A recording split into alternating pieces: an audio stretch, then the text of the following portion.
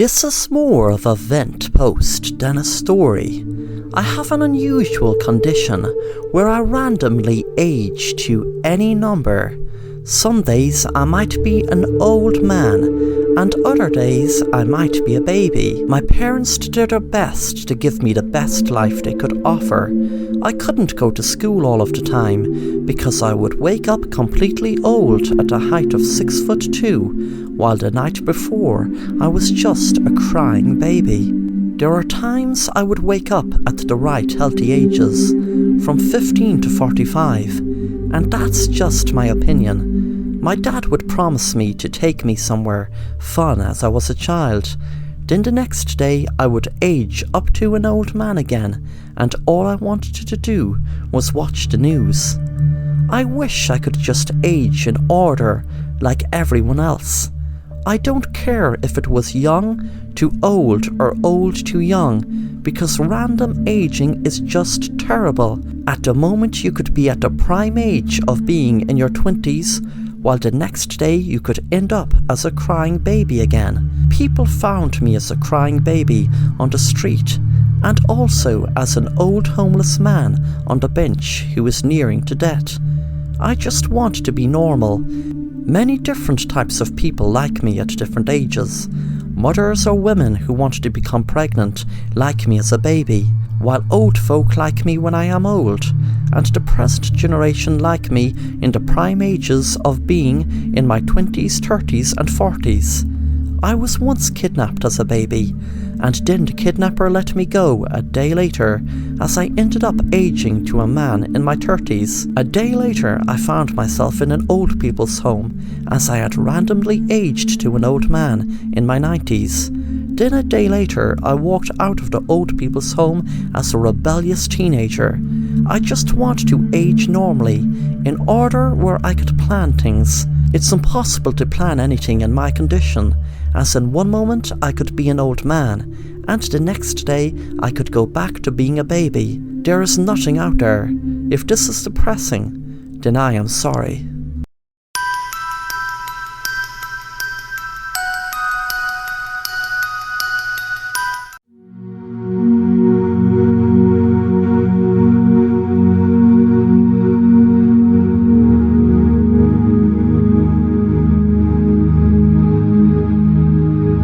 In my area, nobody is allowed to cry, and it's a hard thing to keep up to not ever cry while living in an area full of horrid and cold people.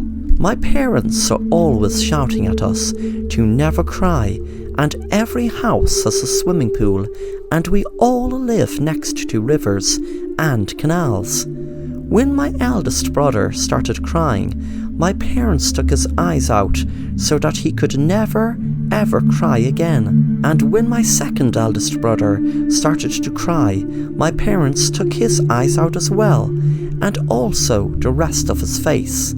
If we were on the verge of crying, we then need to jump into the swimming pool or to the next nearest river or canal. It's a horrible moment when you find yourself on the verge of tears because someone has done something to you or a tragic event has happened, which just makes you emotional. When I am on the verge of tears, I just jump into a swimming pool, or I go and find the next nearest river or canal. I have nearly drowned many times, but at least I have never cried. This is why everyone in my area has a swimming pool and lives next to rivers or canals. You cannot cry underwater. I once helped a friend to never cry by pushing him into the canal, where he unfortunately drowned. His parents understood why I did this to their son, as he was on the verge of crying, and when I kept asking him whether he was okay, it just pushed him nearer to crying. Then one day, I found a cabin in some abandoned forest, and inside this cabin, silence and privacy was present. I was able to cry without anyone knowing or seeing me. I passed this secret on to 4 of my friends, and we each took turns going into this cabin to cry on our own. It was amazing. We had a timetable of whose turn it was to cry inside the cabin, but one day a terrible event had come upon us when the town economy had completely gone. This destroyed the order of the timetable because all 5 of us desperately needed to go inside the cabin so that we could cry about it on our own. None of us dared to go inside the cabin together and to see each other cry, because that would be an abomination to see each other cry. So I took my gun out and shot my 4 friends, and I went inside the cabin where I cried on my own about the terrible event of the economy and my 4 dead friends. So everything with the cabin worked out in the end.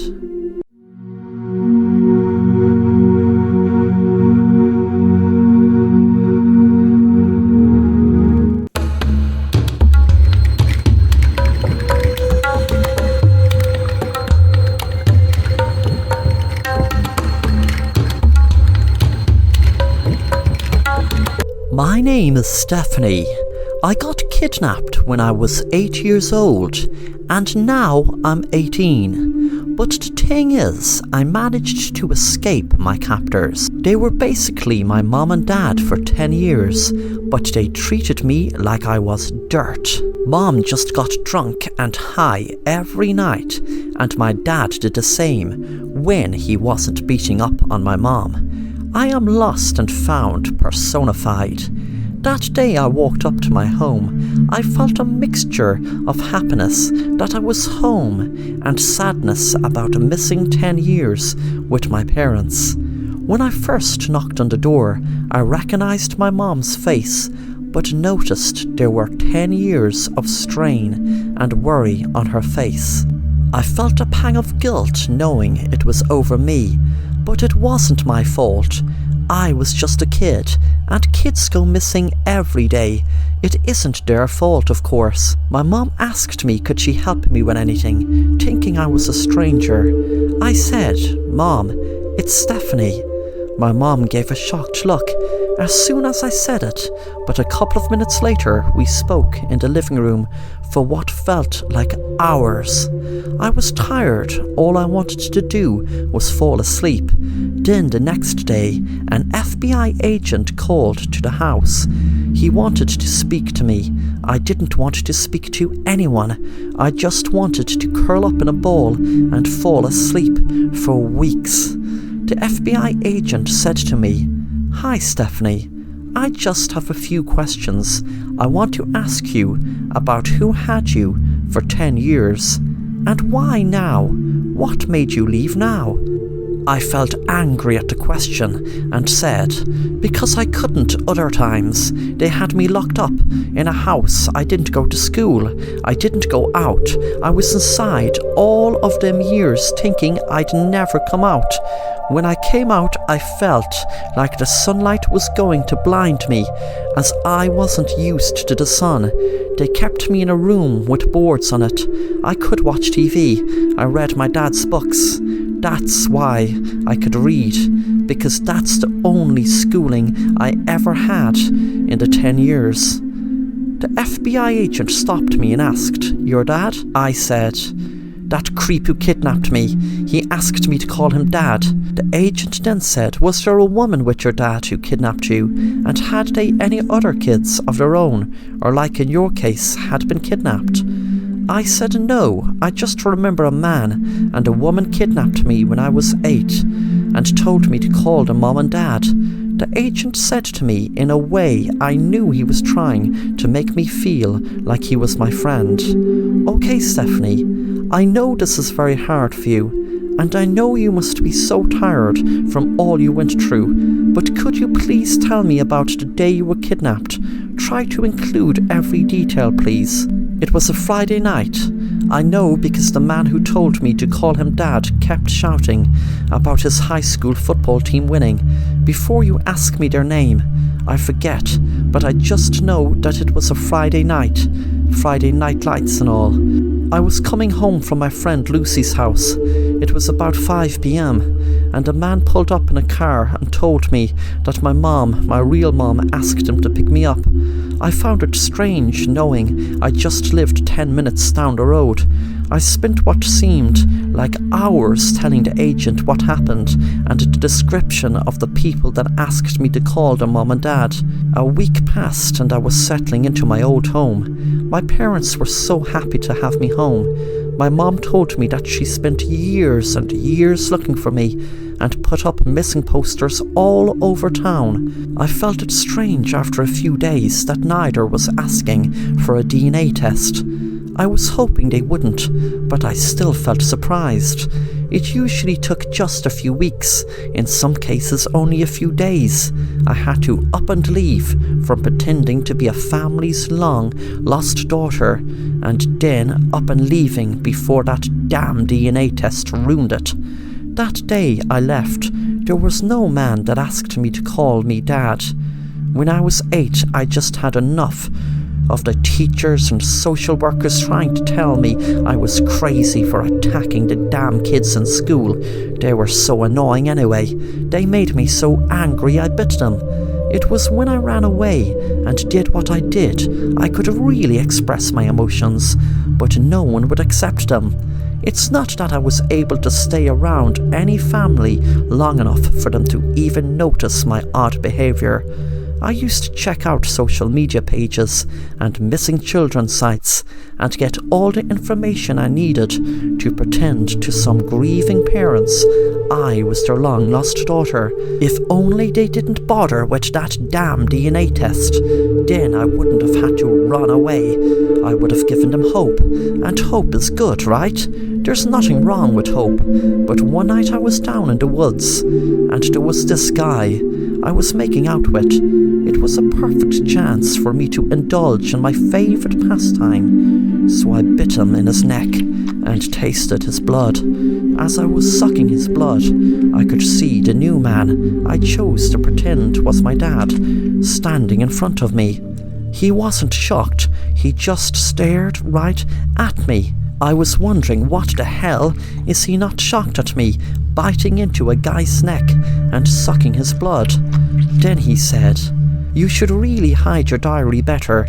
I read all about what you do to poor families pretending you're their daughter. But I have some good news for you.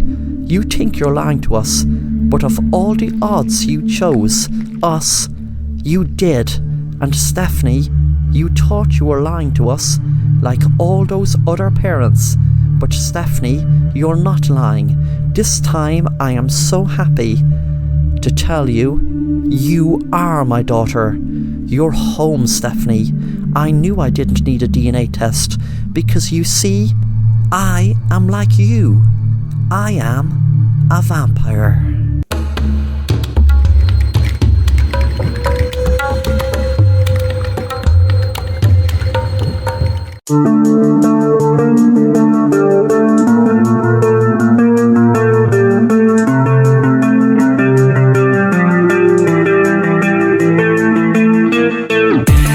Hello, let me tell you about a story about a detective called Mason.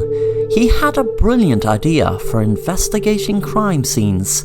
The idea wasn't his, of course. It had been used for years and years and could have been forgotten about, but different investigators still use it when investigating crime scenes. The idea is creating a miniature model of the whole crime scene.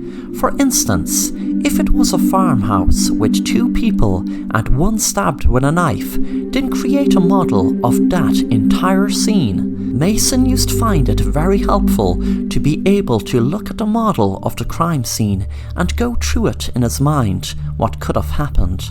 This method helped Mason solve lots of different crimes. Mason's wife Susan was a teacher in the local school and used to often worry about Mason out and about in his job, but she used to like when he was in the basement with his crime scene miniatures because she knew he was safe at home and wasn't in the way of any criminal that could harm him or worse, kill him. One day there was a murder in the school and Mason had to do a miniature of the hallway by the lockers where the murder took place. He knew that there was just lockers, a school bag and a boy that seemed to have been hit by a hammer. Mason was working hard trying to figure out what he could see in it. Sometimes he wondered, was it harder there being a lot to the scene or less? But he knew one thing, that no matter how much there was in the scene or how little, it seemed to help him having a miniature model. That night Mason seemed to have had a nightmare and woke up feeling agitated after it. He got up to get a glass of water. On his way, by accident, he knocked against his wife's handbag and it fell to the floor, with some of its contents spilt out on the floor. He froze in fear when he saw what he saw staring up at him from the floor. It was a hammer with what looked like blood on the top. He looked back at the bed, hoping Susan wouldn't wake up. He put it together.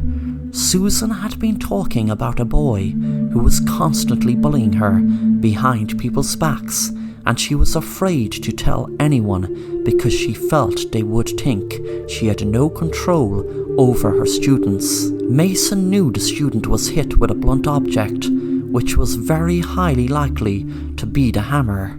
Mason felt movement from the bed and quickly put the hammer back into Susan's bag. He went down to the kitchen and drank some water and then walked back to the basement and looked at the miniature model. He imagined Susan striking the student on the head with a hammer and knew that he heard the CCTV footage was missing, and that would be explained by Susan being able to have access to it to delete it. Every piece of the puzzle was falling into place. Suddenly he heard movement behind him and looked around. His wife Susan was standing next to him with a miniature model of himself lying in a pool of blood. She put the miniature model of him down on the ground and said, "Well, Mason, I was really hoping it wouldn't come to this, where I have to finish this miniature crime scene, but it looks like I'll have to make the background or basement." She pulled out a gun and shot Mason in his head. 6 months later, Susan was speaking at the book launch of her bestseller called My Husband is Gone, But I Continued His Passion. She spoke into the mic with emotion. "I am here today talking about my book, which is a way of me coping with the murder of my hard-working husband, who was passionate about figuring out ways of solving crimes by using miniature crime scene models. The title is long, but I couldn't think of any other appropriate title to use other than My Husband is Gone, But I Continued His Passion. My husband was such a loving man, and the only time I was truly content with him working on his investigations was when he was in the basement working on his miniature crime scene models. After my husband died, I tried to harness my emotions into making a miniature crime scene of him in honor of him. I would love if my husband was still alive and I didn't have to write this book, but I want to speak out to the many wives of men like my husband. Don't take a day for granted, because if your husband is working in a dangerous line of work like mine was, then his life could be snuffed out at any minute." The crowd were lapping up Susan's speech, and Susan was enjoying knowing she would get lots of royalties from her books and TV appearances, etc., and her bully was out of the way. She paused for a moment, thinking to herself, "I didn't want to appear a pushover teacher by saying I couldn't control my student, and I didn't want to harm my loving husband, but I had to. I wasn't a murderer, so it's better I got a book deal and wasn't cut out as the murderer. They would think I was some sort of psycho." She saw a fly land in her hand and thought to herself, "After all, I wouldn't hurt a fly."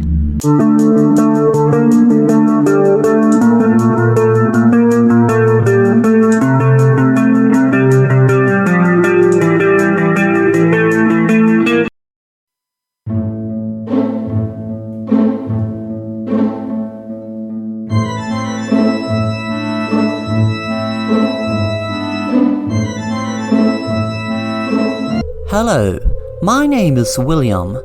For as long back as I can remember, I have this strange feeling that someone is stalking me. But the last few months the feeling had gotten much stronger. Strong enough that wherever I go, whatever I am doing, I can expect to see a shadow. It's like a silhouette. I can't make out no features. It is ruining everything I love to do. I love cycling for miles and miles, but even if I'm cycling on a bike, I can feel the shadow behind me, and even a lot of times, see it. I felt like I was going crazy. One night I was kissing my girlfriend, and that damn shadow showed up, and I got a start and jumped, frightening my girlfriend. She must have thought I was so weird, and I couldn't explain it to her. How is she going to feel about me? I say, oh, by the way, a lot of the time I see a shadow chasing me. That is a sure and fast track way of making her my ex. One day I couldn't take it anymore, so I went to see a doctor who was able to help me find out what the hell was going on with me. The doctor said, "Hello, William. My name is Dr. Frederick Stone. I am going to try to help you get to the bottom of what is bothering you by using a method called regression hypnosis.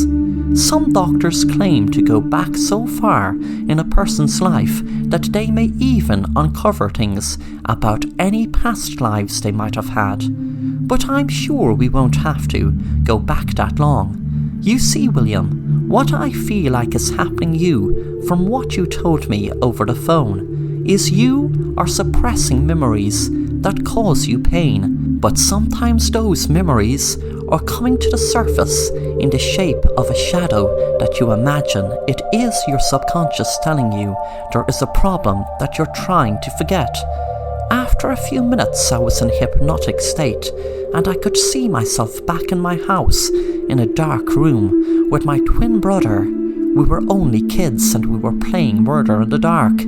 It was a game that you had to search around the dark and touch someone to kill them. That's only in the game, of course. That's how I can remember playing it anyway. I pushed my twin brother too much and didn't realize there was something in front of him to trip him, and he fell down on the ground and banged his head. I could just hear the bang, but didn't realize what had happened until I put the light on and saw my twin brother lying in a pool of blood. And he was really dead. It all came flooding back to me now, and I woke up in the doctor's office with my blood thumping in my ears. I now know that it was not my imagination when I saw my doctor give a strange look behind me, and I turned around and saw the silhouette behind me, and knew my doctor saw it too. The difference is now I know that silhouette is the ghost of my dead twin brother.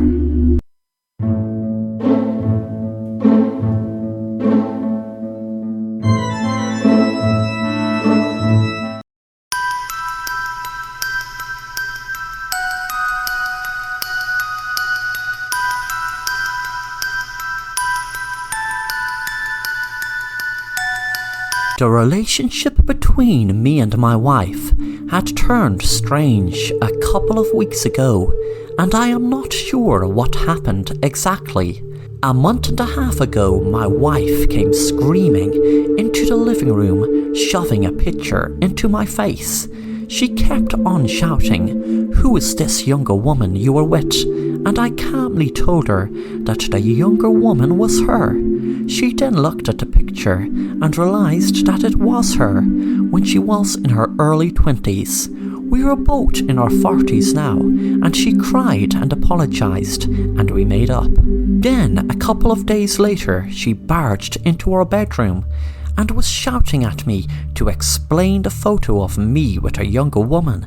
I tried explaining to her that the younger woman in the photo was her when she was younger. She had a knife in her hand, but I kept control of that hand that she had gripped the knife with. she then realised that the young woman in the photo was actually her. Something wasn't right, and I decided to go through some old photos together of both of us in our younger days. As we were going through the old photo book, my wife would scream and shout at me in a murderous tone every time she saw me in a photo with her when we were younger. Then she would apologise when she realised it was herself in the photo, and it was incredibly unusual. Then I started doing it myself. As we were looking through the old photo book, I would go angry and accuse my wife of cheating when I would see a photo of her with a younger man, but the younger man is me. I would then apologise straight away. Going through that old photo book had constantly made me and my wife shout at each other and accuse one another of cheating until we both realise it is just our younger selves. We have burnt all photos.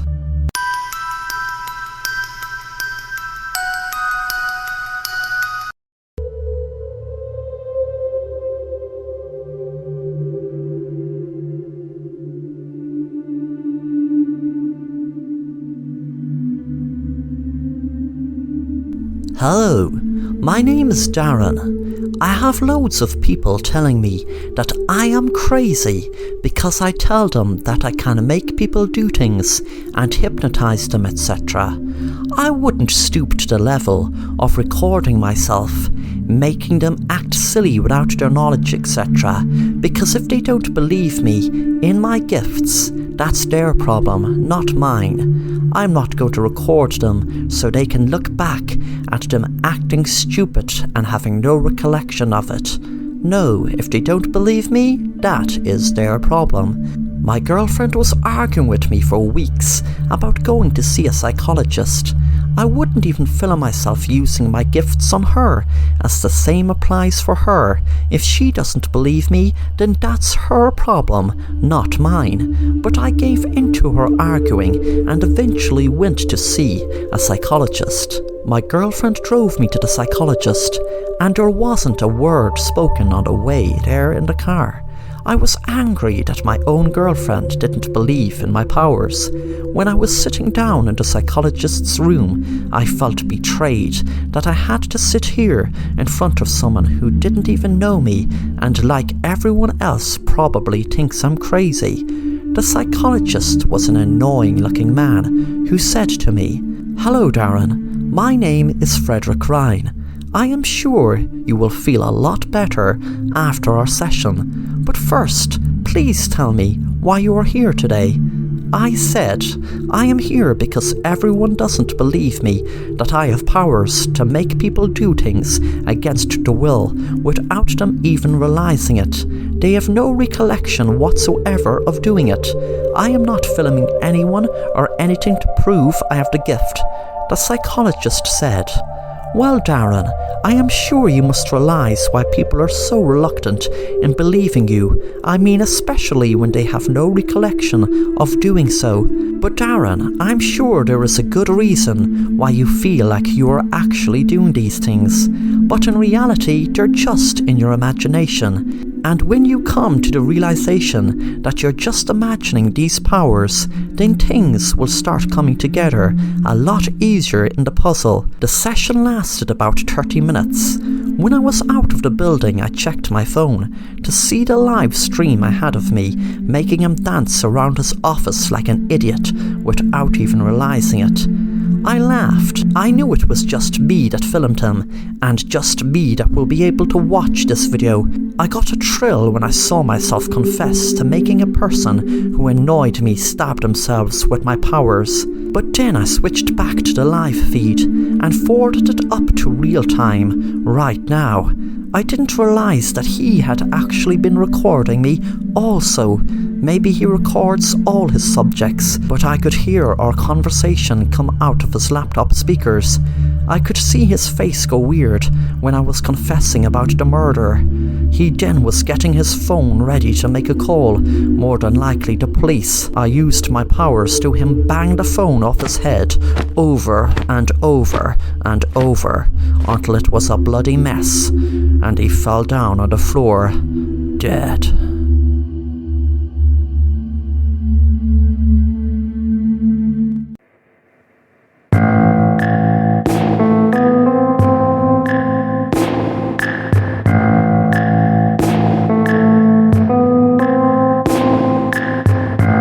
Sam was on social media for a few years now, but didn't get half of the views he would have liked. He decided to hatch a plan to gain loads of followers and viewers. His plan consisted of him driving a taxi that he usually does, but something different for a live stream. He rigged the taxi with lots of cameras to film his customers.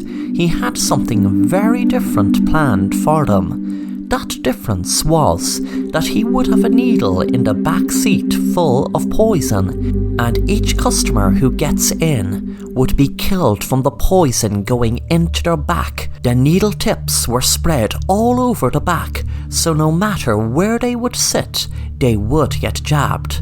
He murdered about 10 people when his live stream went up to about 100,000 views. The local sheriff of Sam's town got tipped off after the 5th person was killed, so he was tracking the car by people giving tips of what was in the background of the live stream, giving away where it was originating from, even though Sam was constantly on the move apart from stopping for customers. The viewers helping the police eventually knew Sam seemed to be driving to his house. A while later there was a SWAT team outside Sam's house, and they knew from the live stream he was in the garage. He could see he was holding a gun up to people, and the SWAT team broke the garage door down and shouted, "Stop!" Sam jumped with fright, and one of the police officers' guns went off and shot Sam between the eyes. Then 10 of his victims came out shouting and screaming. The detective was relieved the poison in the needle didn't kill them, but must have just put them to sleep. Then things got worse than he could ever have imagined. When one of the people said, "Oh my God, why did you shoot Sam? We are all actors. This has all been a stunt. None of us were killed. Those needles were just rubber. They weren't real needles. We were just helping Sam stage a fake, crazy live stream of him killing people." The sheriff checked Sam's pulse. He was dead, and they realized he was guilty of staging a fake mass murder spree.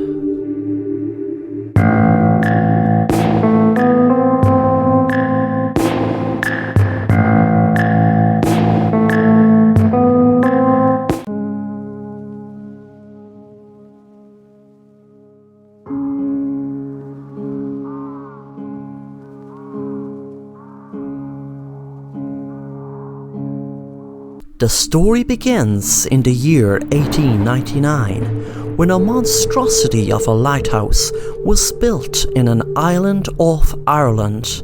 The weather and storms surrounding the area were lethal, and some say at the worst of times there would be waves 100 feet high.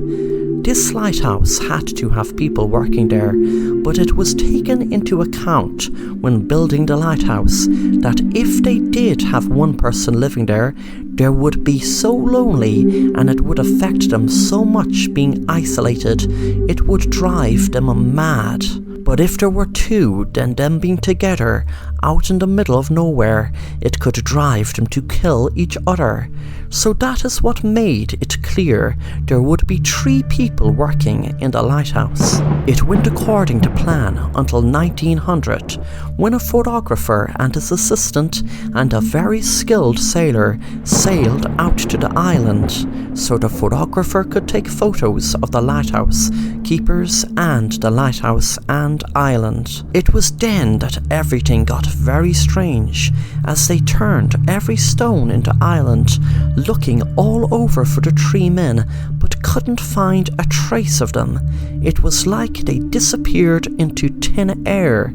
It was not like them to have been swept away by being outside, as they usually always would go inside and bolt the door and stay in when it became evening, as they knew how dangerous the weather could get. The photographer was thinking of writing a story about the strange disappearance when suddenly he realized there was a crumpled up piece of paper in the room that he hadn't noticed before. He opened the paper and it had written on it, "I will help you solve the mystery of the lighthouse keepers and their fate.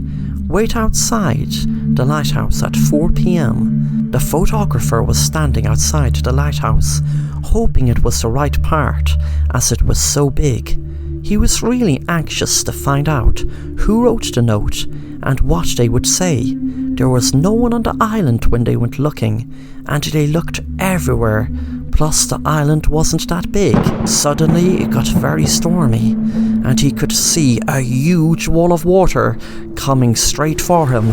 It was then he realized that he wasn't only going to learn how the men died, but die exactly the same way. Just before the wave hit him, he saw the three ghosts of the men right in front of him.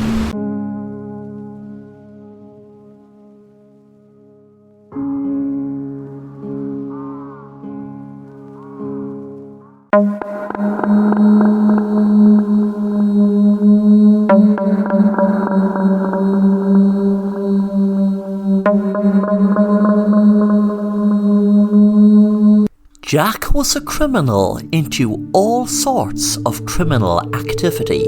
He was in court for so many different crimes. He spent 10 years in prison, but since he was released, he didn't get reformed. He just got better at not being caught for whatever crimes he committed. During his last court appearance, the judge had told him that if he keeps getting arrested, he will be put into prison for good. One night Jack was trying to rob a bank, but then it went horribly wrong and he ended up shooting a police officer. He knew it was the death penalty for capital punishment. While he was waiting on death row, there were several groups against the death penalty and wanting to ban it outright. He sat in prison writing and writing about his feelings, trying to pass the time. He had no access to the internet or newspapers, but still found out about the groups that were pushing for the death penalty to be banned. It was a prison warden on death row told him the first day it was finalized, he would not be getting the death penalty. He would not be sentenced to death. He was relieved, but then felt even sicker, knowing he would be locked up in a prison for years and years until he finally died. He wondered how he would stay sane. To his surprise, one day, a man in a suit opened his cell and said to him, "Hello, Jack. My name is Terry. I am the head of New Beginnings.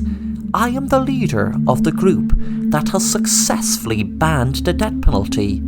You are the first person we are trying the alternate punishment out on. You just need to go through a quick operation and then you are free to go out into the outside world."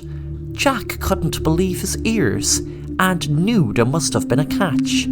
The next day he was lying in a room with doctors all around him, and when he woke up, the doctor said, "Hi Jack, your procedure is done and you are free to go." Jack asked what was the catch, and they told him, "You will see, but don't worry Jack, you won't be hurt and you won't ever get locked up again." When Jack left the room, none of the officers acknowledged him or said goodbye or good luck.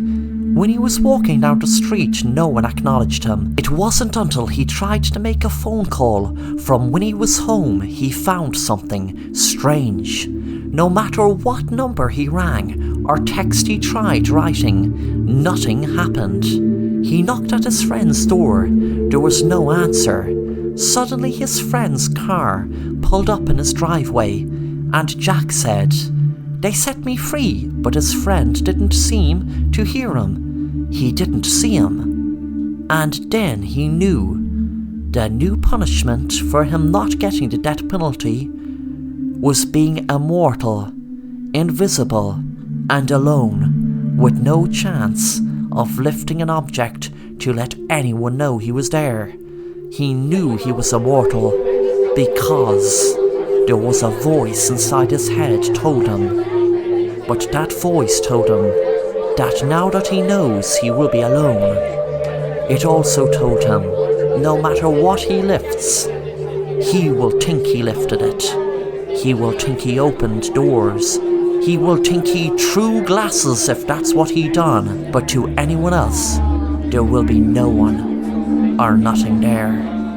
Jack would be invisible, alone, and immortal.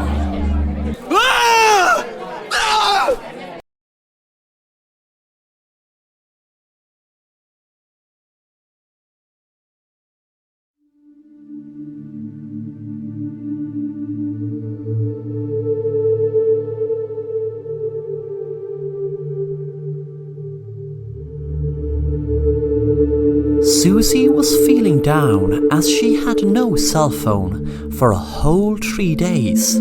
That might not be a long time to most people, but to Susie it felt like a whole month. She missed being able to scroll down news feeds and swiping through pics, etc. on social media. She knew it would take her a long time to save up for a new phone, so she decided to go into the local pawn shop to see could she pick up a second-hand one. She settled on a cool new-looking phone and paid her money and walked home. She couldn't wait till she got home to check it out, so she turned her phone on and was surprised a logo popped up on the screen right away. It was a circle with W in it. She just assumed it was some sort of app, so she clicked on it. That night she was sitting down watching TV, enjoying a good thriller movie, when her phone screen lit up. She checked to see what the notification was. She dropped her phone from her hand when she saw what she couldn't understand.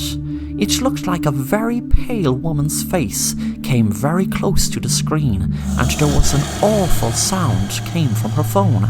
She put the phone down again and continued to watch the movie. Suddenly it lit up again. This time she was hesitant in looking to see what it was. But when she did, the W logo popped up on the screen again. She tried to go into it, but when she did, it said, "We are currently in private beta. Please enter password if you have one." I realized by looking at the top of the screen, it was an app called Whoop. I checked the Google store to see was the app there, but there was no sign of it. I was going to go back to watching the movie, but I decided to Google Whoop app. I was shocked when I read what came up. It said, Whoop is a musical and social media app that was under development. The creator, Sarah Bell, and sole owner, was violently killed on Friday night while going for what seemed like her nightly walk. No suspects are being questioned at the moment, and there is no motive. The homicide is still under investigation. What I saw underneath the article sent shivers up my spine. It was a photo of a woman that looked exactly like the woman that popped up on my screen earlier. I went into her photo gallery and panicked when I saw many photos of the woman who was murdered. I turned off the phone, wondering what was happening and what exactly was that short little video I saw. I knew it was her, but was it actually a video of her being murdered? And why did it pop up in the phone when I didn't even touch it? I jumped in my seat when I saw my phone light up again. I panicked big time this time, knowing I had just turned the phone off. I was reluctant picking up the phone, but when I did, the words, "Be careful," were on the screen. Then as soon as I saw them, they had disappeared. I heard a noise at the door and thought it was my mind playing tricks on me until I heard footsteps. I knew now there was someone in my house with me. I felt a freezing shiver run up my spine and a lightheadedness with a mixture of fear and panic consume me. Suddenly a figure appeared in my room. I was expecting to see the woman who got killed standing there, but it was a man. The man spoke. "Well now there, don't be frightened. I had to kill that bitch because she stole my unique software for her app. You see, I was her partner before she got greedy and wanted to take full control of the app. You might wonder why I'm here and how I found you. Well, you can thank the wonder of technology and those great Find My Phone apps. I was just on my way to the pawn shop today when I realized someone had bought it. It made things so much more awkward for me, knowing that I will have to kill another person this time, a person I don't even know, to retrieve the phone. You know that if they got this phone, well then they would get me as the killer. You might ask why I didn't take the phone with me that night. Would you believe I took her damn wallet thinking it was her phone? But then again, maybe that made the cops think it was some random robbery. I froze in fear, wondering what he was going to do to me. Suddenly the phone made a sound, as if I got a new message. Then the screen burst into pieces, and a piece of glass stuck in the man's eye. Blood came squirting out. Then a hand came out of the screen and choked him to death.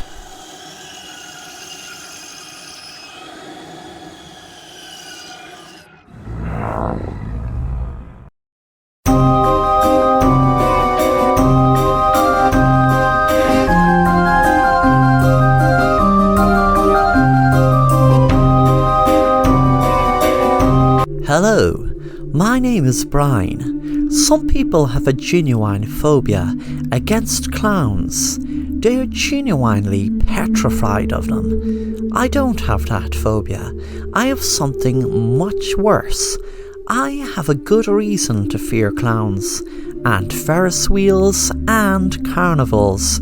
The reason will become very clear as I go on and tell you my story, and tell you exactly what happened to me and two of my friends. After this story, you will see why I never ever visit the carnival when it visits my town. It was a few years ago me and my friends visited the local carnival, and at the time we had so much fun. You see, it wasn't what happened to us in the carnival freaked us out, no way. It was what happened afterwards. We were eating popcorn, we went on the Ferris wheel and laughed so much at the silly clown who was extra funny. But that night when I got home, I was tired and went straight to bed. I must have fell asleep fast because I had such a bad nightmare that the clown in the carnival was holding a knife up to me and was about to kill me. There was all weird stuff happening in the nightmare. The next day in school, I was telling my friends about the nightmare, and they surprised me and shocked me by explaining to me in detail the same dream. But instead of what happened to me in the dream, it happened to them when they had their dream. Exactly the same, besides them being killed instead of me. Things don't end there though. The weirdest part about it is that no one in my town remembered any carnival coming this year. They said the last time the carnival came was last year. Me and my friends didn't have a clue what was happening because the three of us knew we were all at the carnival just 2 nights ago, and that night we all had the same dream. When the summer came, there was a poster for the carnival out, and to my surprise there was a photo of the exact same clown that tried to kill me in my dream. And before the dream, I have never ever laid my eyes on the clown. I froze in fear, knowing that it was exactly the same clown that was in my dream, and wondered how the hell this was happening. It's not as if I had a memory of a clown like him before. Me and my friends stayed away from the carnival for the whole 5 nights they were there. The day after the carnival left, there was pandemonium around my town, as there were 2 kids missing. People were putting up posters, and when I looked at the posters, I saw 2 of my friends' faces. I felt content knowing I had stabbed and killed both of them, but I didn't know why. They were my friends. But then I heard a voice inside my head telling me, "You have passed this incredible plan of mine. I conducted from the other side. I was a killer in your town years and years ago, so many years that folk today would have forgotten about me. Yes, but I hate that they forgot about me. But thanks to me having the power to get into your dreams and harness the energy, even when you're awake, yes, daydreaming, and your daydreams became a reality, that has made me a very happy clown." I looked in the mirror and snapped out of my daydream, and when I looked in the mirror, I was dressed as a clown and was just after stabbing myself in the neck.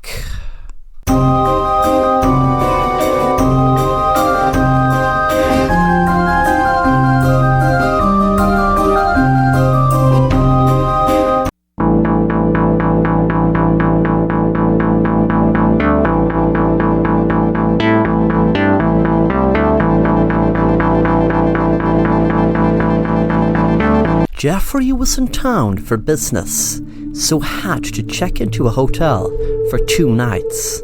He was tired from driving 4 hours on this business trip, which was the 3rd long business trip he took this week. But at least he could rest here for 2 nights, he thought to himself. As he was driving down the highway, there didn't seem to be another car in sight, but he knew, as much as he felt like he was in the middle of nowhere, that there was a hotel just a bit down the road. When he finally got to the hotel, he parked his car and made his way to the reception. There was a nice, friendly-looking lady at the reception, and he gave her his name and address and details to book a hotel room for 2 nights. She looked at the laptop, and for a minute he worried she was going to say they were booked out, and was going to get very angry because she could at least have told him this when he booked over the phone this morning. Then suddenly she smiled and said, "That's great, sir. I have a room 22 on the 1st floor. The elevators are right that way. And you were booked in for breakfast also, sir. But also, just one more thing before you go and enjoy your stay. There is a room just across from yours with no number on it. It's a storeroom. Please don't go in there, no matter what you do. Sometimes people can go into the wrong room, but please don't make that mistake of opening that door, please." The man smiled and said, "Sure," and took his keycard from the lady. As she smiled, he forced a smile back. When he got in the room, he sat down on the bed and wondered why she was so adamant to him not go into that room. He felt like when he was a kid, the forbidden fruit, like if some counter in a fast food joint said hot do not touch. Well, you touch it to see is it hot. With that, he opened his door and looked across from him at the door. He tried it, but like he thought it was locked. He bent down to look through the keyhole and felt a cold shiver run up his spine when he saw a pale woman lying down against the wall. Suddenly her face looked right at him, and he jumped up and came away from the door and locked his hotel door behind him.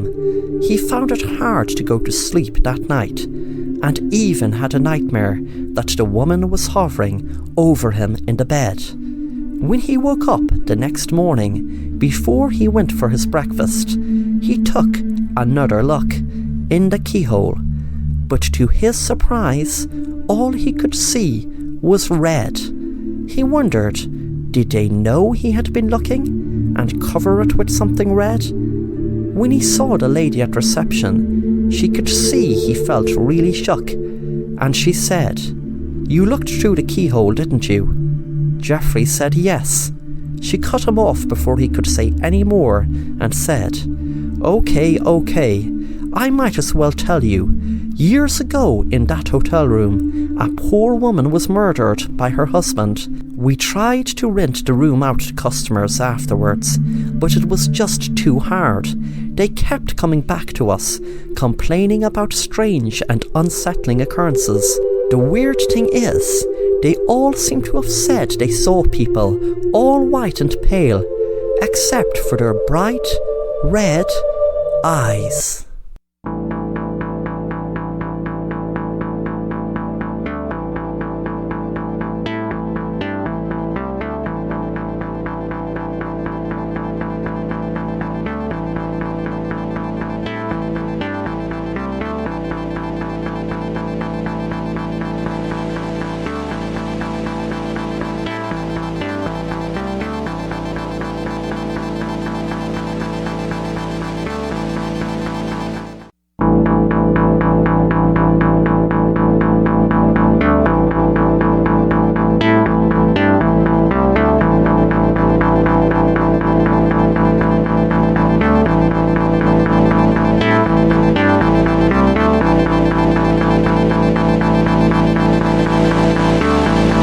Geoffrey was just back from his meeting and now relaxing in his hotel room. He was pondering on what the hotel receptionist was telling him about the woman in the room being killed by her husband, and knowing now that the reason he saw red through the keyhole was because the woman's bright red eyes were staring right at him. Suddenly there was a knock on the door and he jumped out of his daydream. He opened the door and there was a hotel clerk. They said, "Hello sir, I have this package that was left at the reception for you to be delivered to your room. Could you sign for it please?" Geoffrey signed for it, wondering what it was. When he shut the door, he sat down on the bed and opened the package and took out a VHS.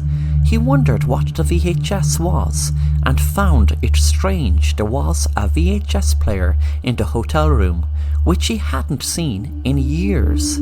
He put the VHS in the machine and watched. As he was watching, there were clouds in the sky, then sun and countryside, etc. Then a man appeared on the screen. "Hello, Geoffrey. You are about to discover something amazing, something very special. In fact, maybe the most special thing to happen humanity ever. Your wife Susan, who is your love of your life, is a very special lady. Let me just show you when and how she became so special." A field appeared and there seemed to be lots of people throwing their hands in the air chanting, while Mary, Geoffrey's wife, was dancing next to a fire. She held up a knife and stabbed it into a cow. Geoffrey was shocked what he was looking at and then realized she was now stabbing a human. He froze watching his wife kill someone. Then the picture changed to his wife just staring into the camera, and she started speaking. "Hello, Geoffrey. I have known now for a week that you were attending a meeting in this town, and I saw your reservation with this hotel, so I thought it was the perfect opportunity to let you know about the dark side. Don't be fooled by the name. The dark side is the complete opposite of what it actually says. The dark side gave me the opportunity to find out the meaning of life, and even if others find out the meaning of life, by the time they do, then the meaning of life changes. But the dark side has enabled me to be strong and to be confident.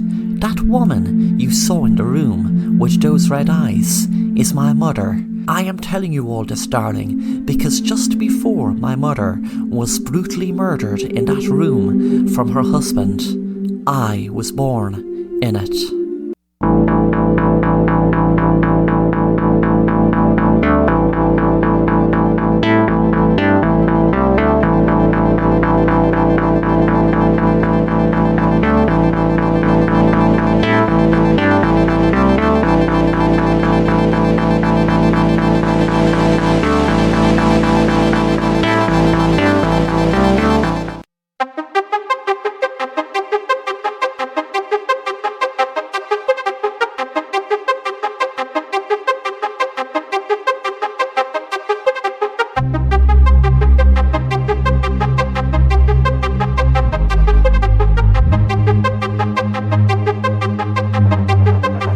Jeffrey was sitting down in the hotel room, shocked over what he was watching. He wondered how his wife could have hidden something so bizarre as what looked like as being in a cult. He watched the video over again. As he was watching, there were clouds in the sky, then sun and countryside, etc. Then a man appeared on the screen. "Hello, Jeffrey. You are about to discover something amazing, something very special. In fact, maybe the most special thing to happen humanity ever. Your wife Susan, who is your love of your life, is a very special lady. Let me just show you when and how she became so special." A field appeared and there seemed to be lots of people throwing their hands in the air chanting, while Mary, Jeffrey's wife, was dancing next to a fire. She held up a knife and stabbed it into a cow. Jeffrey was shocked what he was looking at, and then realized she was now stabbing a human. He froze, watching his wife kill someone. Then the picture changed to his wife, just staring into the camera, and she started speaking. "Hello, Jeffrey. I have known now for a week that you were attending a meeting in this town, and I saw your reservation with this hotel, so I thought it was the perfect opportunity to let you know about the dark side. Don't be fooled by the name. The dark side is the complete opposite of what it actually says. The dark side gave me the opportunity to find out the meaning of life, and even if others find out the meaning of life, by the time they do, then the meaning of life changes. But the dark side has enabled me to be strong and to be confident. That woman you saw in the room with those red eyes is my mother. I am telling you all this, darling, because just before my mother was brutally murdered in that room from her husband, I was born in it." After watching the video, Jeffrey kept thinking of the woman in the room he was in, and that it was his wife's, Mary's mom. He thought about it for about 10 minutes straight, then realized he knew what he had to do. He had to get into that room. That room must hold the key to all of this, he told himself. He got out to the hall and looked around to see was anyone around. Then he got a paperclip which he had in his briefcase and used it to pick the lock. When he got into the room, there was no sign of the woman. But when he stepped over a carpet, he realized there was a different level to the floor. He moved the carpet and saw that there seemed to be a door. Thankfully, the door was open. He lifted it up and there was a ladder going down to what seemed like a tunnel.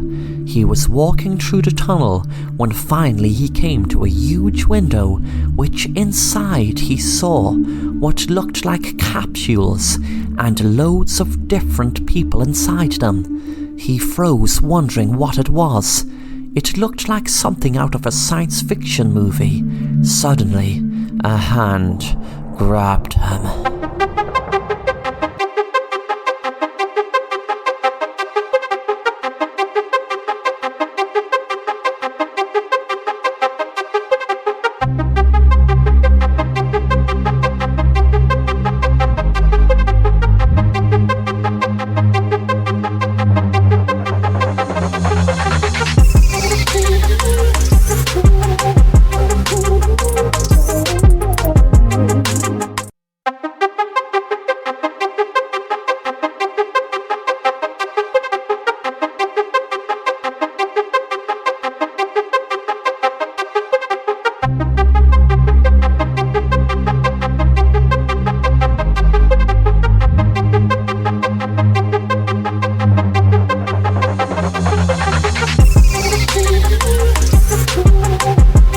Jeffrey, I have known now for a week that you were attending a meeting in this town, and I saw your reservation with this hotel, so I thought it was the perfect opportunity to let you know about the dark side. Don't be fooled by the name. The dark side is the complete opposite of what it actually says. The dark side gave me the opportunity to find out the meaning of life, and even if others find out the meaning of life, by the time they do, then the meaning of life changes. He moved the carpet and saw that there seemed to be a door. Thankfully, the door was open. He lifted it up, and there was a ladder going down to what seemed like a tunnel. He was walking through the tunnel when finally he came to a huge window, which inside he saw what looked like capsules and loads of different people inside them. He froze, wondering what it was. It looked like something out of a science fiction movie. Suddenly, a hand grabbed him. Jeffrey couldn't believe his eyes when he turned around and saw his wife Mary in front of him. She said to him, "Baby, why did you have to come down here? You have no idea how much trouble you will get into if they find you down here. We need to get out of here fast." Jeffrey said, "What is going on? Why in the name of God are you involved in this mess? What is this place?" Mary walked away and said, "Follow me, I know a quick way out of here." Jeffrey followed Mary out of a door, and he was surprised he was outside so easily. He felt a deep dread in him and couldn't believe his eyes. He looked up into the sky and saw planets of different colours. He felt shivers run down his spine, knowing he was on Earth, and he still is on Earth, but could see planets huge and clear in the sky. Suddenly he heard a voice in his head say, "They will take your loved ones." He turned around and Mary was gone. He looked around but couldn't see her anywhere. He found himself staring at the planets in the sky and couldn't believe what he was seeing, but he knew it was there. He knew everything he was looking at was real, but still, that's what made it look and feel so unreal. If it was spaceships, he would have thought it was an alien invasion, but how could planets move towards Earth so near to be seen like this? He saw a door and opened it. Then everything turned black. There was another door, and another, and more and more and more doors. They seemed to go on and on and on, until suddenly he walked into his kitchen. Mary, his wife, said, "Hey sweetie, what's wrong? You look like you've seen a ghost." Jeffrey said, "What the hell is happening? What is all of this you're involved with? What just happened? How did I get here? From underground and those planets, etc." Mary looked at Jeffrey and said, "What are you talking about, honey? You're scaring me." Jeffrey wondered what was happening. It would take him a while to understand. He was going through the awakening. Standing in front of him was his wife Mary, and little did he know that just moments ago he was with her clone.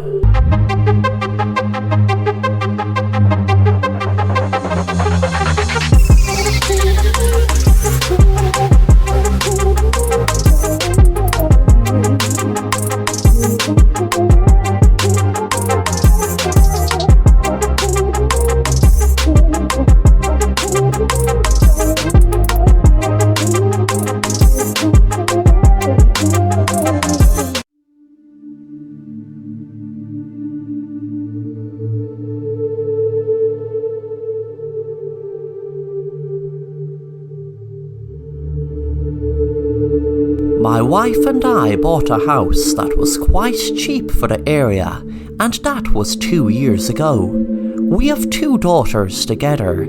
At first, everything was fine, and nothing out of the ordinary ever happened. Then one day we would find every chair, pot, jar and other household objects all divided into 2 corners. One corner of the household objects had a red mark on them, while the other half of household objects had a blue mark. We tried putting things back to where they were supposed to go, but everything ended up being divided into their corners again. Then one day I awoke with a blue mark on my arm, and same with my oldest daughter.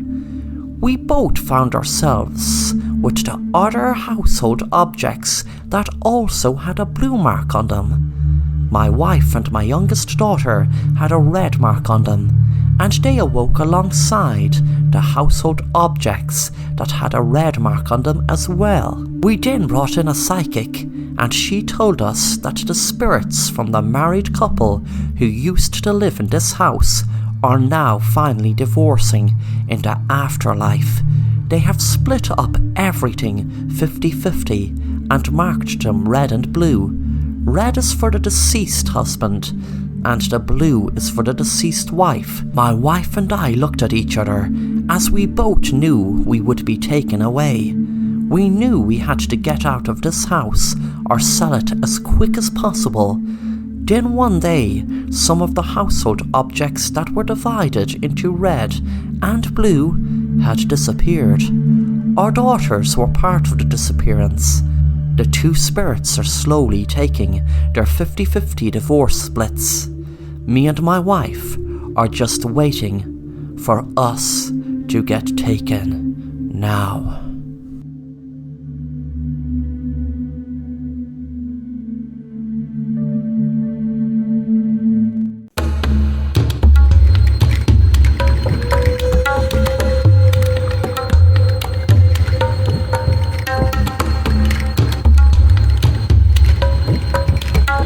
Tracy was very upset after her husband went missing 20 years ago. Her husband Barry was only 30 when he disappeared. Tracy still used to sit crying, looking through photo albums of better times. She used to find it hard to look at photos of her and her husband, but she wanted to keep his memory alive. Tracy tried different techniques to contact her husband. She visited a psychic and even had a seance, but nothing worked. Lately, she had a huge urge to dig a hole in her garden at a particular spot. She went out one day into the spot where she had the urge to dig and began digging. She didn't know where she was getting her energy from, but she kept on digging and digging and digging. It eventually got too dark, so she had to call it a day. The next morning she was out doing the same thing, digging and digging and digging, until eventually when she was over 30 feet down, she came across a door. She wondered what was the door doing over 30 feet underground. She turned the doorknob expecting it to be just the door stuck in the dirt. But to her surprise, she opened it to a beautiful landscape. She thought she was dreaming. Then a man that looked familiar stood in front of her and said, "You bitch." Tracy couldn't believe her eyes, but knew that the man standing next to her was her husband Barry, who would now be 50. Then suddenly Tracy woke up, thinking what a strange dream.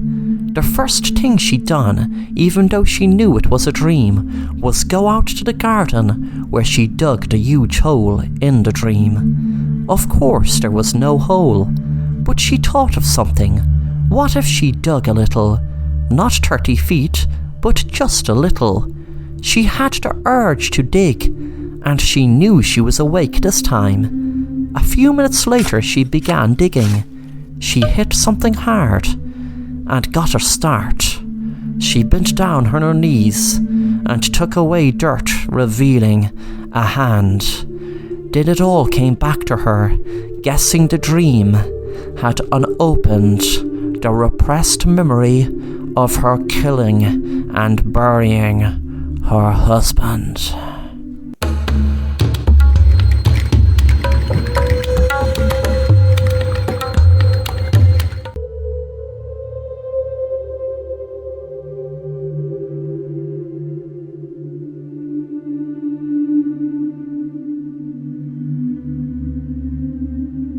It was a lovely summer's day, and me and my friend were taking a trip in my private helicopter. Everything was going great. We were enjoying the view until we started to fly over my house. I noticed something strange. It was like a masked man was carrying my wife to my outside pool to throw her in. I quickly told my friend, "Look below, what's going on? Do you see down below? There's someone carrying my wife into the pool."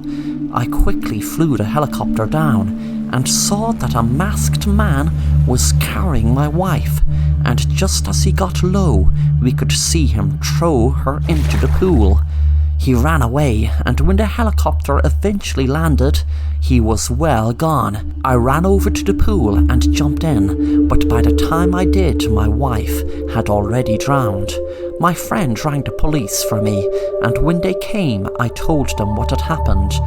We were flying over my house when all of a sudden I could see a masked man carrying my wife and throwing her into the pool. They asked did I have any enemies, but I couldn't think of any. My wife was in the bat, and I walked in, knowing what I had to do. I grabbed her by the neck and put her under the water until she stopped breathing. Then, when I knew she had died, I rang the girl of my dreams, who kept at me the last few months to end it with my wife once and for all. It was her plan. When she answered the phone, I told her what to do. "It's done, she's dead, but what you need to do is wait until about 3 p.m. tomorrow, dress up as a man, put your hair up, I'll convince my friend you're a man, carry my wife, I'll fly over the house in the helicopter, and when you see us go lower, run up to the swimming pool. I'll fly over the house in the helicopter, and when you see us go lower, run up to the swimming pool as if my wife was alive until you threw her into the pool. If they think it's a man that drowned her in the swimming pool, there is no way they will trace the real drowning back to me drowning her in the bat. And remember, the most important thing, baby, is I love you."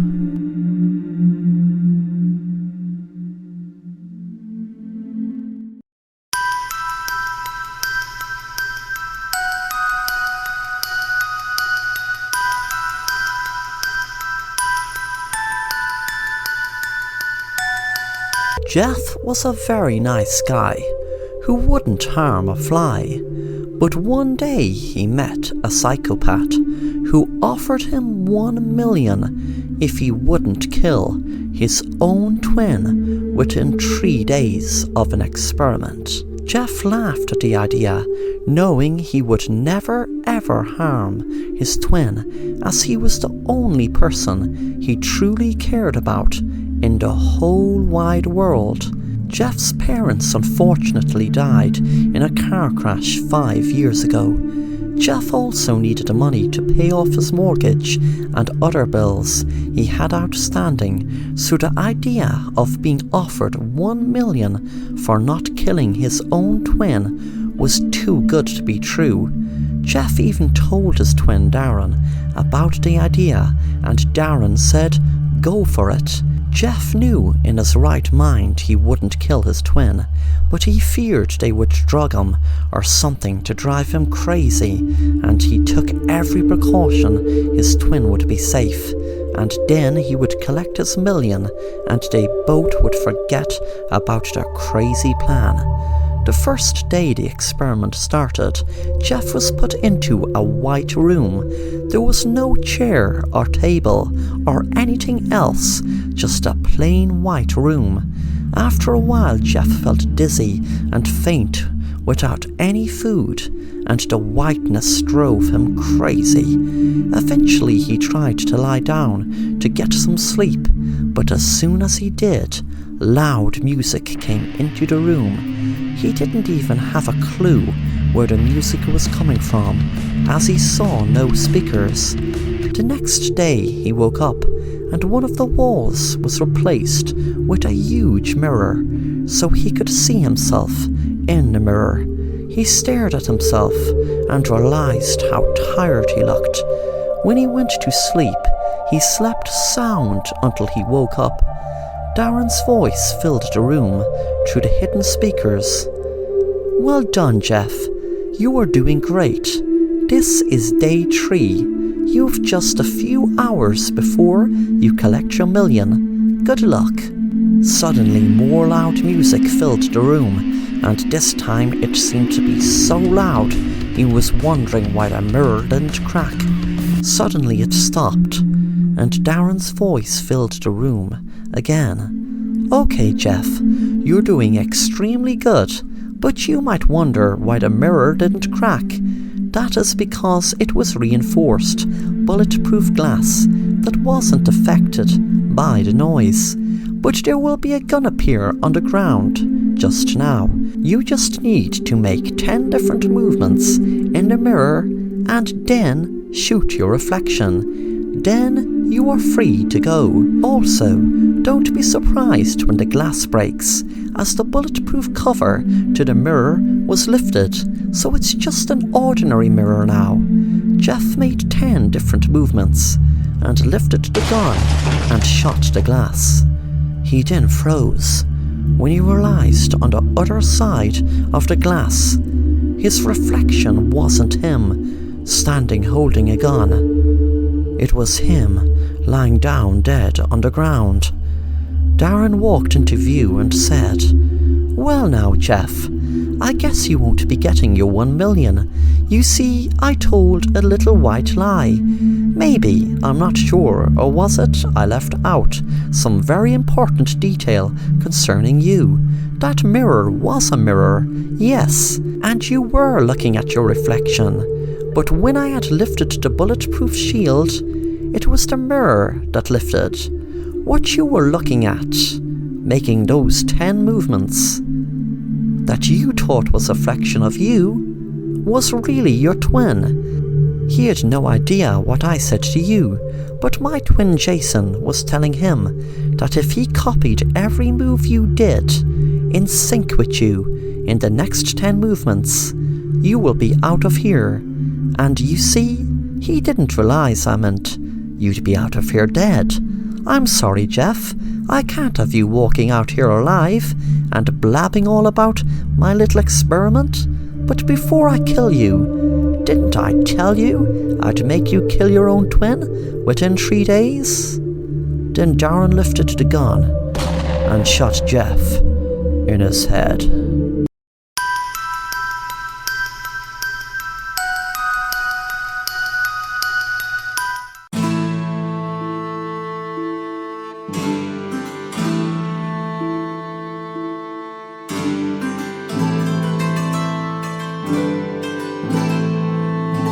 Joshua was an elderly farmer who was living in rural Ireland. He was feeling very isolated on the farm since his only daughter moved to America, where she was working in a rest home in Texas. One day he had an idea while walking around his farm. He had noticed really nice wood to use to carve walking sticks to make and send to his daughter as a surprise. The only problem was that where the wood was, it was a fairy fort. Legend had it that folk tales associated with fairy forts typically relate a curse or retribution enacted upon those who would disturb or destroy the structures. As he carved the wood into the sticks, he prayed that nothing would happen him doing so. After he had about 20 sticks made, he sent them over to his daughter as a gift. His daughter Sharon was working in a rest home, but lost her job 6 months ago, but didn't want to tell her dad. She had a problem with drugs that was spiraling more and more out of control. She was popping the strongest painkillers and also using crystal meth. She didn't want to tell her dad how much of a mess her life was in. She sat down in her trailer, worrying about paying back a loan shark $10,000 that she got off him for a loan. She got the loan to pay off a local drug dealer that she knew didn't mess around. If she hadn't gotten the money, she would have been killed, and if she can't pay back the loan shark, she knew she would be killed also. but she thanked God she was able to get a loan of $10,000 to get the drug dealer off her back at least. One day her dad's walking sticks arrived, and she felt a pang of guilt and pain that he went through all that trouble of carving walking sticks for the residents of the rest home he thought she still was working in. She had put the $10,000 in the bank for safekeeping until the drug dealer called for it in a few days, as it was way too dangerous around her neck of the woods to keep that much cash in her trailer. She wrote out a check and sent it to her dad. Her dad was delighted to cash the check for $10,000. He rang her to thank her, and she froze and then said, "Dad, I am so sorry, that check was meant to have been for $10, not $10,000.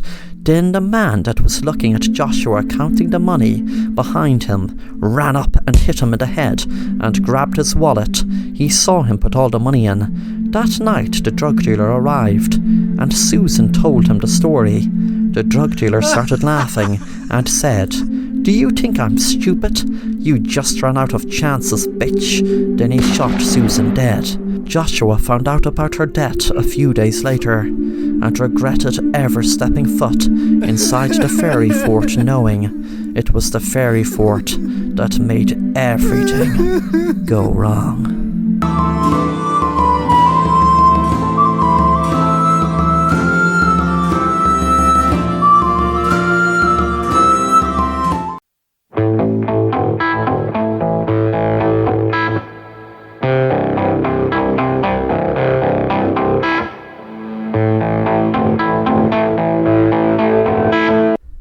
It was a summer's night in a downtown theatre that 5 people were alone together in the theatre. Alone because they were rehearsing for a very, very dangerous magic trick for the next night. They acted everything out as if the theatre had a packed house. Sam Days was a hugely popular magician and was trying a really elaborate trick. The trick was to give his helper a gun and to her shoot him and him catch the bullet in his mouth. And to make it harder, if he didn't catch it with his mouth, it would go straight through his mouth and out the back of his head, hitting a barrel of gasoline. The bullet was an expanding bullet, which meant it would penetrate his skull if he didn't catch the bullet. Sam's hostess, Sherry, was standing on the stage with him. The other 3 were in the audience watching. They would take part in other magic tricks after. Sam walked on the stage and said, "Hello, ladies and gentlemen. I want to welcome you all to the wonderful world of magic. I am your host, Sam, and this is my beautiful helper, Sherry. For my first trick, tonight I am going to do a very, very dangerous trick. It is so dangerous that there have been several people killed from attempting it. I am going to put a twist to it even. I have a barrel full of gasoline put behind me, and Sherry is going to shoot me with a special bullet that expands.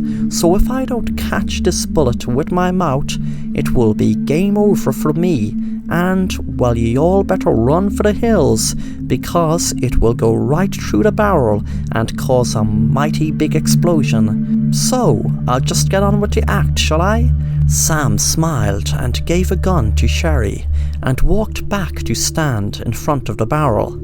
Sam said, "Ready when you are?" Sherry held up the gun and pulled the trigger. The bullet went through the air and everyone gasped when Sam couldn't catch the bullet and the barrel went up in flames. They all looked shocked with horror as Sam burned with it. Suddenly, before anyone could call the police, there was another gunshot, and Sherry fell to the floor as someone had just shot her. Jack was sitting down waiting for his call and noticed Ginny and Patrick, the remaining 2 people, were gone. He knew there were just 5 of them in the theatre as they locked the door after entering, which meant the killer had to be either Ginny or Patrick, the only 2 remaining besides himself. Suddenly there was a noise behind him, and he jumped up from his seat. It was Ginny and Patrick. Patrick said, "What in the name of God is there a fire for?" Jack was so shocked he had forgotten all about the fire. Patrick ran up on the stage and fetched the fire hose to put the fire out. He had just seen Sherry lying down on the ground dead and screamed but ran over to put the fire out still. Jack said to Ginny, "Which one of ye killed Sherry? What the hell is happening?"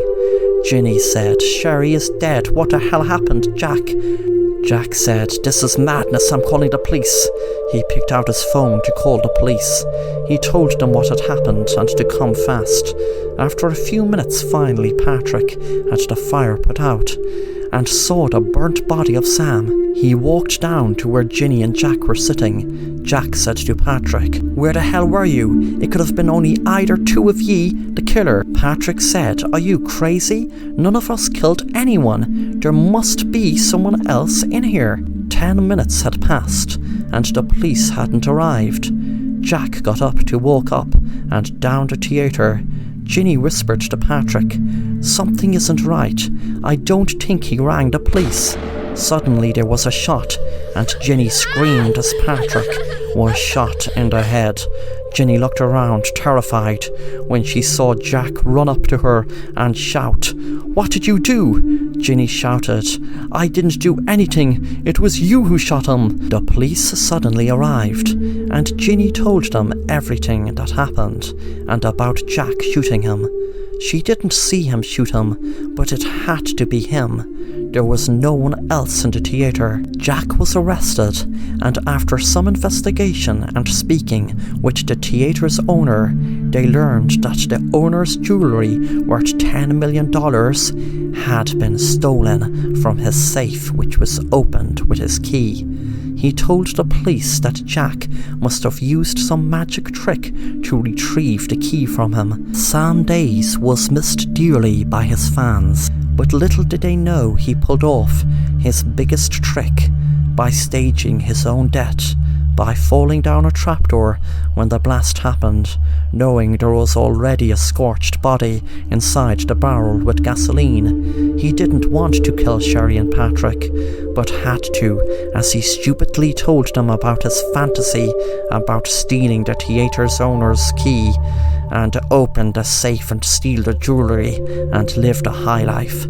He knew if he hadn't killed them, they would tell the police, and plus he knew now that Jack got all the blame, which suited him fine, as that sneaky Jack had tried to constantly best him in magic tricks, but now he won't ever be able to best him. Sam smiled, lying on a beach, knowing he finally pulled off his best magic trick, the ultimate disappearing act, his fake death.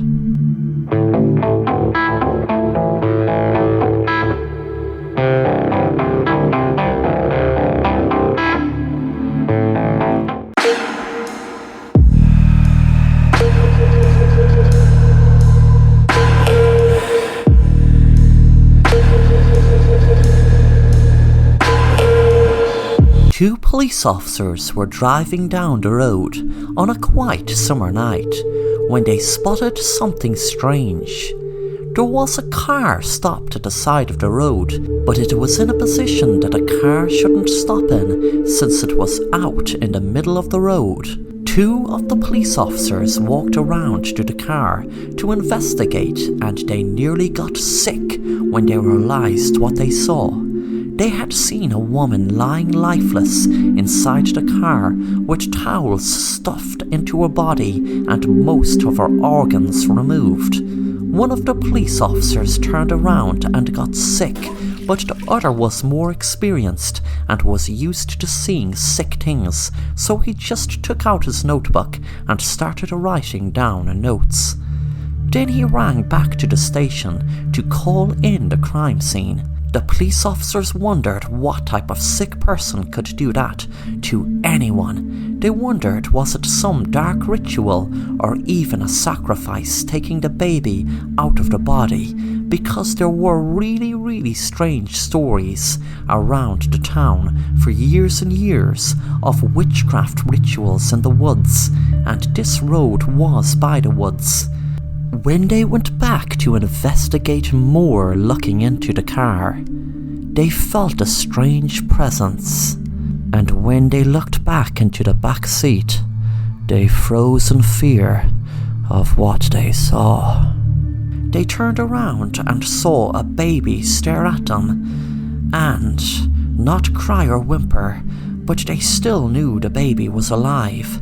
They couldn't comprehend how the baby got into the car, and also wondered how the baby could have survived being taken out of the mother's body. The two officers seemed to be in a daze. When they took the baby out of the car, one of the officers realized there was a newspaper article stuck in the baby's hand. It was as if the baby was clutching onto it for dear life. The newspaper article was about a serial killer that died in prison 2 days ago, and before his death he became obsessed with being reborn through a human sacrifice. It sounded sick, so he didn't read on. One of the officers had a crazy idea he didn't tell anyone, but since he had the opportunity he went ahead with it, and knew people in the right places, so he got someone to run a DNA test on the baby. A shiver ran up his spine when he realized a hit came up on file, which was the same match as the murderer who wrote the notes about being reborn through a human sacrifice.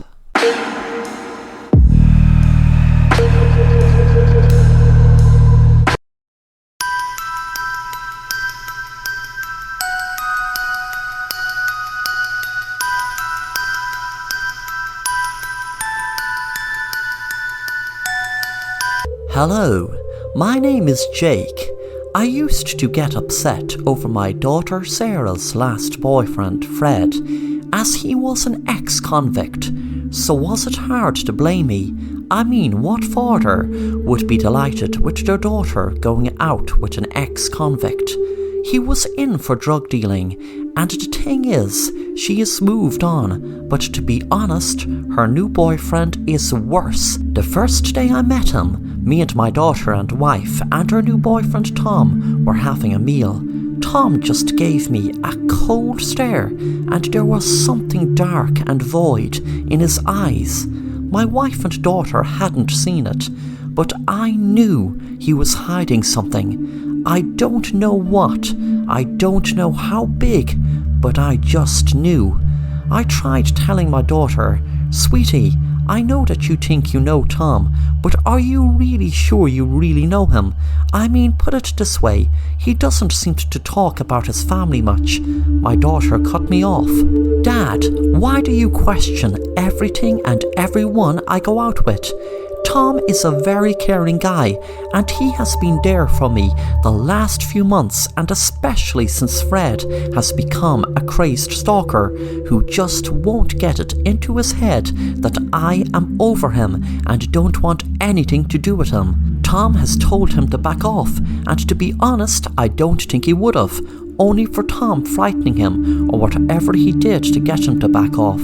I was really scared my daughter was going to get into trouble with this stranger Tom, so I used it to my advantage what she had just told me about Tom frightening her ex Fred.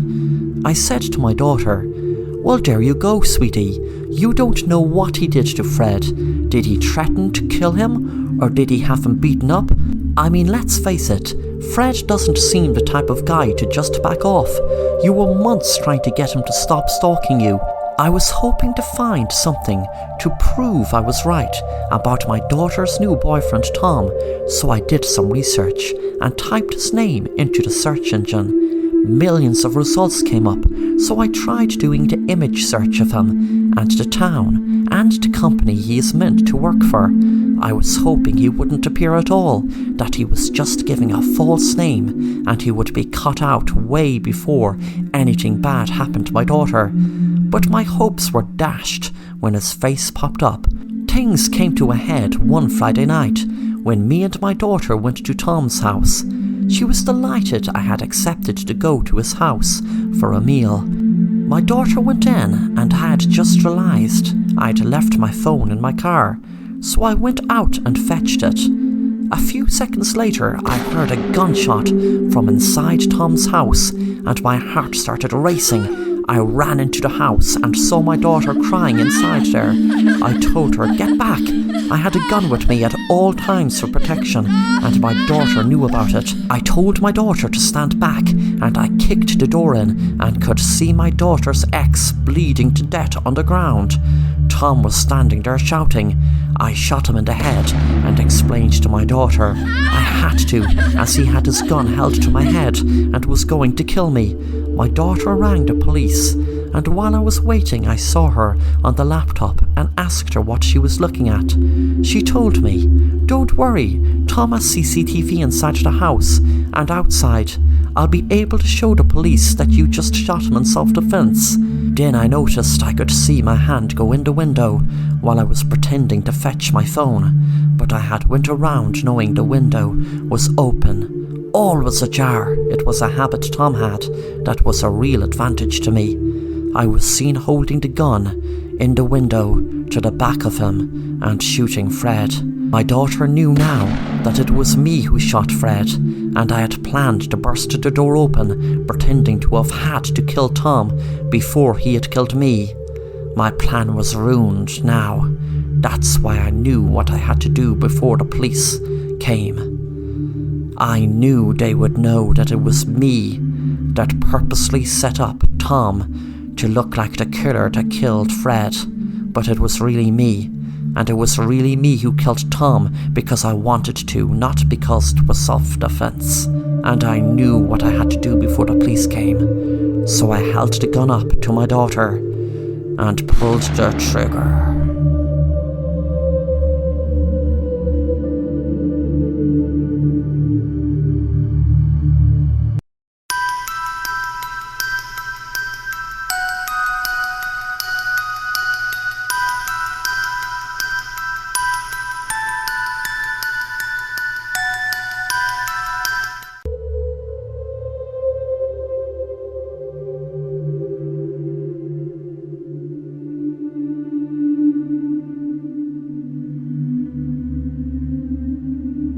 I had a very tragic event happen in my home years and years ago.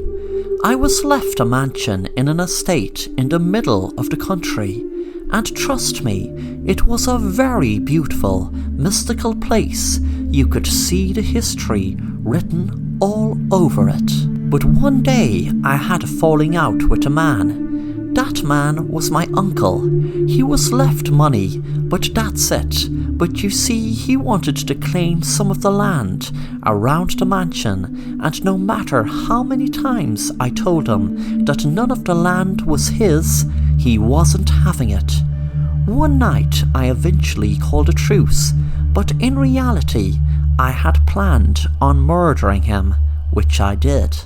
I poisoned his wine and hid him down in the wine cellar.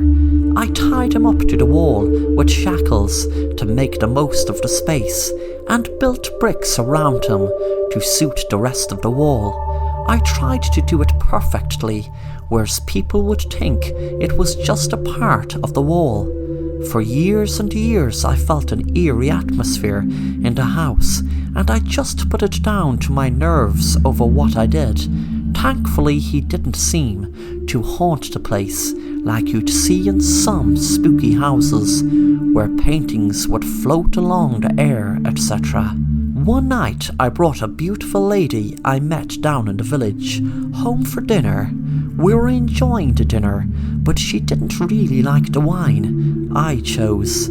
I asked her to choose one below in the cellar, proud of my collection of wines over the years. I must have collected hundreds of bottles of wine. The girl went down to the cellar and was in awe with all the different wines I had on display.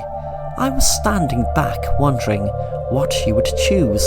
Suddenly I noticed something strange when she handed me a bottle that stood to hairs on the back of my neck. It was the same brand of wine I used to poison my uncle.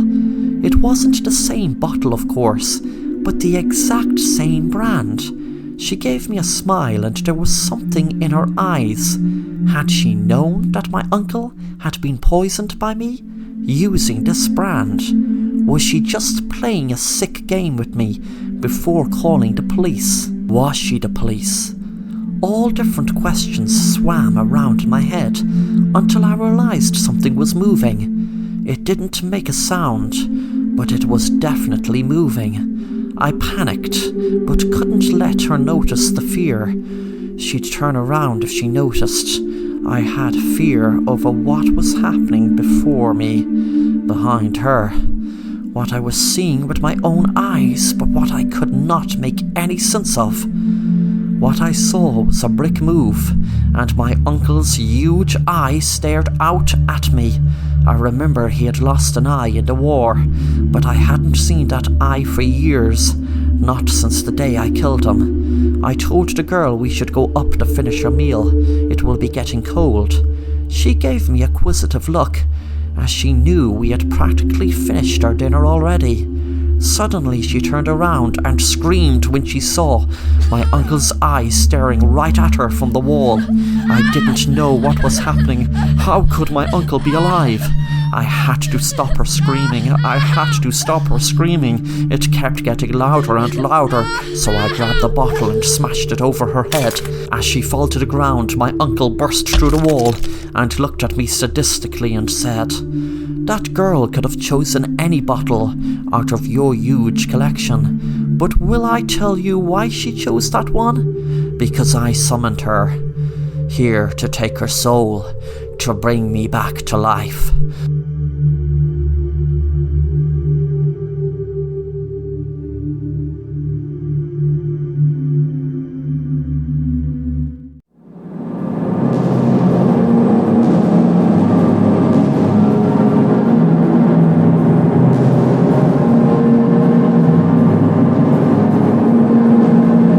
It was Valentine's Day, and I was looking forward to go out on a date with my girlfriend for months, but unfortunately it was a lockdown, so we couldn't go out to any restaurant or anything.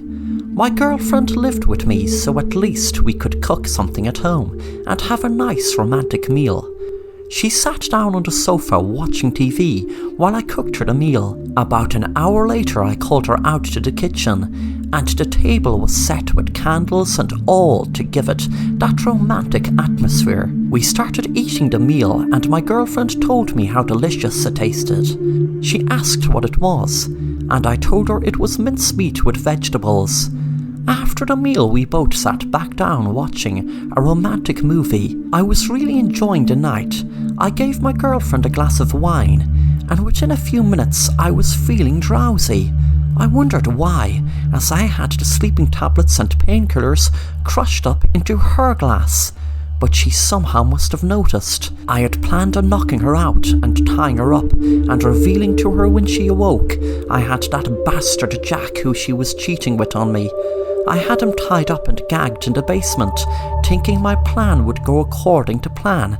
I did worry I'd be arrested for kidnapping though, as I was just going to try to scare them, but somehow my girlfriend knew my plan and switched the drinks to me get knocked out instead of her. I'm writing this letter by force. My girlfriend is pointing a gun at me, with her ex standing by smirking as I write. I don't know what they are going to do to me. My girlfriend is asking me to write what I think she is going to do to me.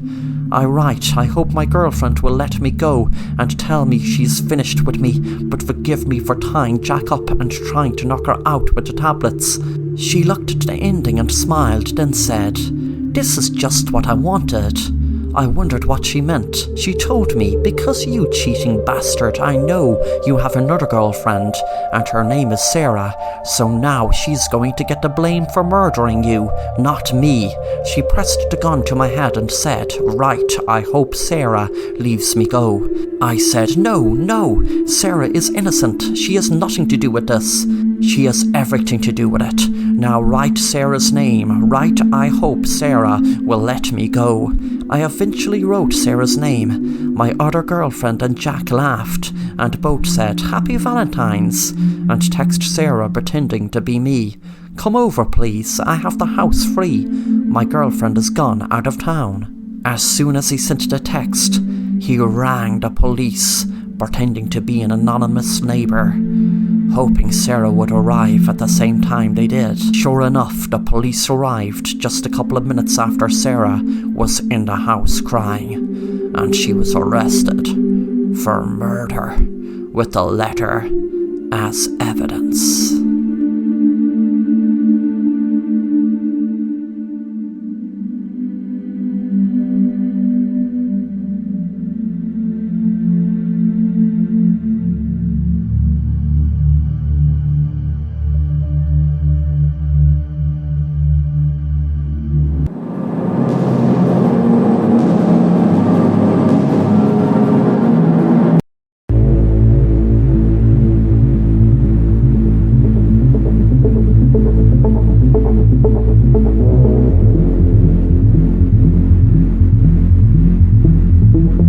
Who is Short Story 1? He is a horror writer who writes on horror subreddits on Reddit. His stories are vastly unique and sometimes don't even make sense.